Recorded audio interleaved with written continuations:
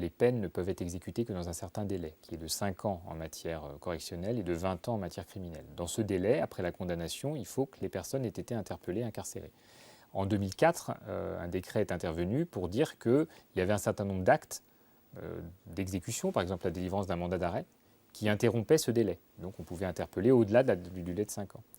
Sauf que ça a été pris par votre décret alors qu'il aurait fallu une loi. Cette loi est intervenue en réalité plus tard, en 2012. La question se pose pour tous ceux qui ont été incarcérés entre ces deux dates, entre 2004 et 2012, et ça représente plusieurs centaines de personnes.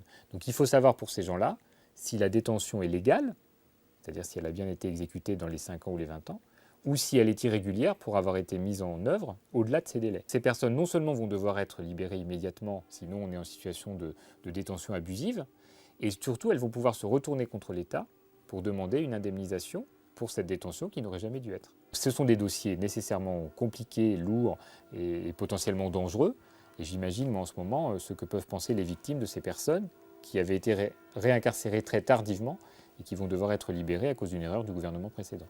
En 2012, la loi est modifiée, ce qui laisse à penser que le gouvernement avait intégré le problème qui était posé.